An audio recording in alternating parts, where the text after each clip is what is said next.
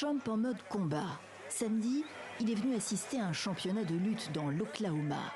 L'ancien président américain se laisse prendre en photo aux côtés de ses fans. Quelques heures avant, c'est lui qui est remonté sur le ring.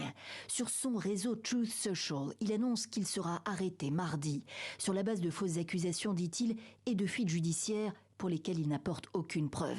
Il appelle ses partisans à se mobiliser, à reprendre contrôle des États-Unis.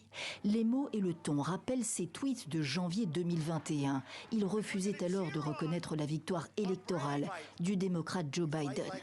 Une arrestation imminente? Rien ne vient l'étayer, mais de nombreuses enquêtes sont en cours le concernant, notamment l'affaire Stormy Daniels, l'ancienne vedette du porno, avec qui il a eu une relation avant 2016. Michael Cohen, l'ancien avocat de Trump, a reconnu avoir été chargé d'acheter son silence. 130 000 $ maquillés en frais de campagne dans la course à la Maison-Blanche, ce qui constitue un délit dans l'État de New York.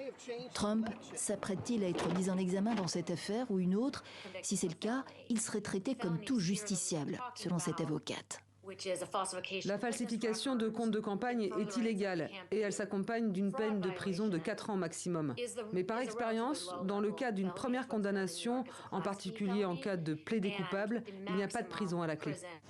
Pour Trump, comme pour bon nombre de ses partisans, il s'agit d'une chasse aux sorcières. Ils ont tenté la destitution, le canular russe, les mensonges, et jusqu'à présent, zéro. Et ils continuent. Tout ce qu'ils veulent, c'est le briser, et ils ne le méritent pas.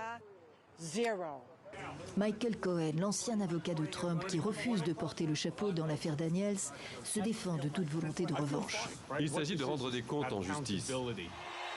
Quoi qu'il advienne, Trump y voit l'occasion de relancer sa campagne présidentielle en vue de 2024.